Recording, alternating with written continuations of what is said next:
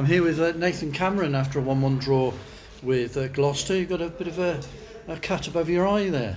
Yeah, well, this was from the last home game. Can't remember who we played now.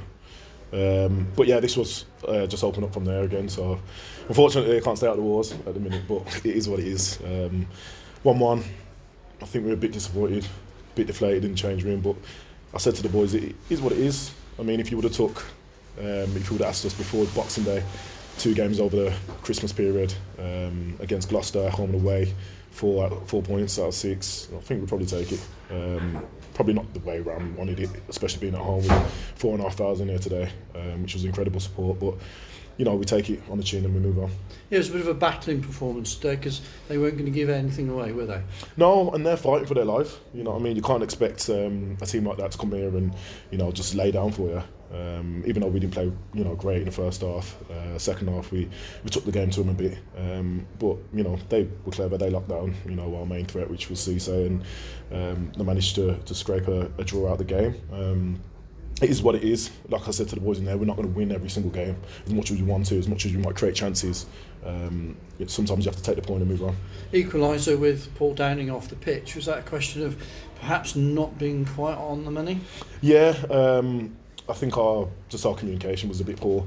We came out not really marking our men, and we paid the price. But look, again, I said to the boys, it happens. It's football. You're not going to be perfect every single game.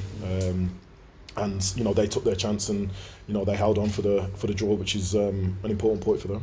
As a squad, from where you were at the start of the season, and now in the top 4, you must take a bit of credit for pulling things through.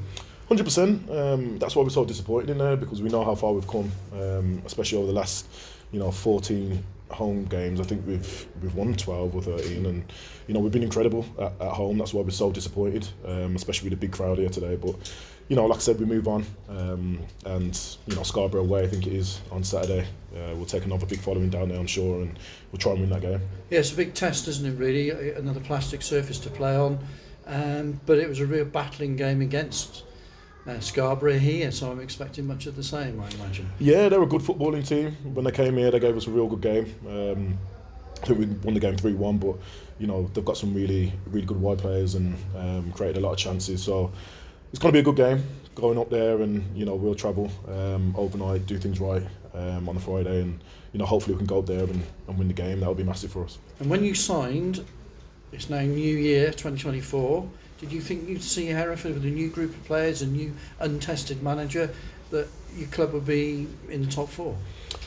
I hope we could be, but this is probably beyond a lot of people's recognition, like what we would think we would achieve at the start of the season. But we're keeping our feet on the ground. We know what we're capable of as a team. Even though it's 20 new players, we're talented. We know how good we are and how good we possibly can be, but it's just about grinding results out. And again, I said to the boys, we're not going to win every single game, but as long as we put in 100% effort, I'm sure we'll be in every game. And so far, since the team started to mould together and we're getting players back now, Andy Williams fit, I think Jordan Lydon should be back for the weekend. So hopefully now we've got our squad, we can compete with anyone. And it is the experienced players that will bring the others through.